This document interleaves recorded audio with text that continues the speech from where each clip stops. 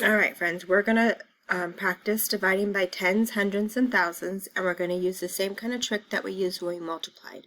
When we multiplied, we did 5 times 2 is 10, and then we added our 0 for 100. So we're going to be looking at that for our next problem too. So we have 3,600 divided by 4 equals what? The first thing that I want you to do is box up our main numbers. We've got 36 divided by 4. Now for me, what I'm going to think, this is my think, is I'm going to think what times 4 gives me 36. And this is where knowing your multiplication facts are really going to help. So if I think, because I want to know how many groups of 4 is in 3,600. So I'm going to think what times 4 is going to give me 36, and the answer is 9. So then up here I'm going to put 9, and then how many zeros do I add? I add 2 zeros. Because remember, when we're doing multiplication, we think of our fact family.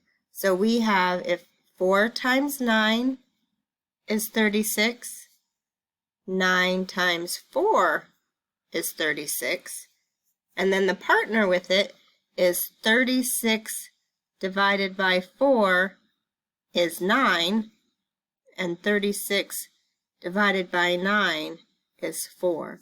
So it's very similar to addition and subtraction. So knowing our multiplication is going to really help with our division. So let's try another one. So we're going to do 5,400 divided by 9. All right, so the first thing is we're going to box up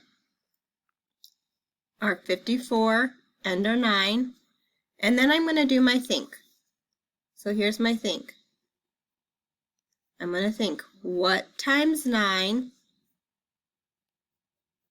is going to give me 54.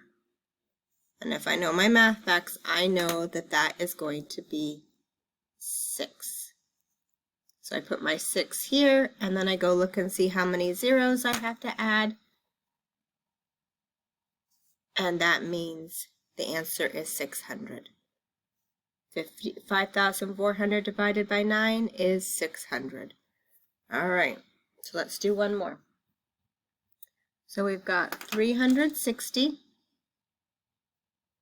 divided by 6. All right, so box up our main numbers, 36 and 6. We do our think. I'm going to take my divided number, 6 times what gives me 36. And I know that's 6. So that means I put my 6 here, and I look, and I add my 0.